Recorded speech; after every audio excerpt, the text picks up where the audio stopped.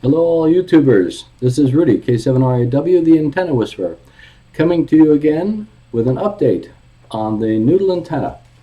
Now, in the original video, I showed you the NoodleTenna, the 10-meter version, that was a one continuous noodle, and I had the coax running down the inside of it with some snap-on ferrite chokes on it, ferrite beads, and the BNC came out the bottom.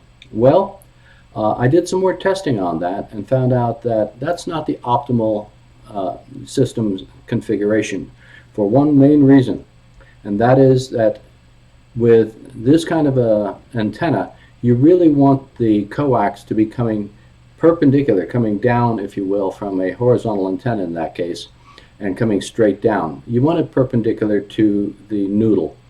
And the reason is because you don't want it to really interfere with the noodle. The other thing is you definitely want to put a common mode choke at the feed point. I had some snap-on ferrites which were somewhat okay, but not really all that great.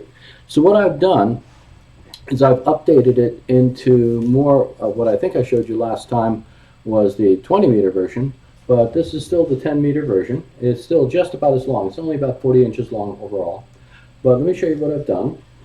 Is I've got a T here, and I've got a BNC connected to it, and inside you can see a little bit of the wiring. One wire goes here to the white, one wire goes here to the black, and I've got an adapter to my painter pole. I just threaded that out, hogged that out to the painter pole. But there's a lot of ways to adapt to the PVC. This PVC is one for a 3/4 inch standard size PVC, which is what is inside of the noodle. I've got quick disconnectors here and here, which I find to be kind of useful in case I want to rewire it, rebuild it, rewrap it. And there's a couple things I want to point out. On the ends, you'll see that I have actually looped this back about a turn, let's see, about a turn and a half to here. So that's how you tune this thing, is you literally just wrap it back over itself and then tack it down. Normally I would put cable ties on the ends for making this permanent, and if I really wanted to make this slick, I would use some of the PVC style heat shrink that would go over this and conceal the whole thing with a heat shrink. Once you tested it and you're happy with it, it's all in tune and it works great. And that way you can hook this up to any kind of a pole and hook up your BNC, drop the cable straight down, and right here is where I would put a common mode choke. There's not enough room inside this T to fit the common mode choke. You might be able to fit it around the outside of this, although I tend to doubt it. Once it's wound with wire, it probably won't quite fit.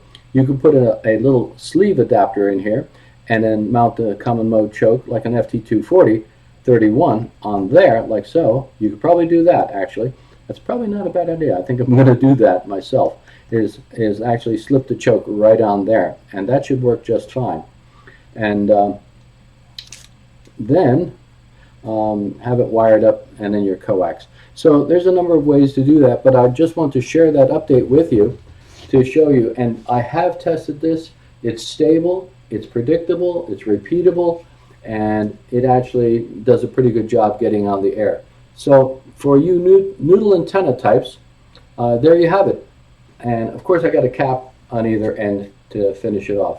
So with that, there you go, and hope to give you some new videos here in the near future. Till then, this is Rudy, K7RAW, your antenna whisperer, saying 7-3.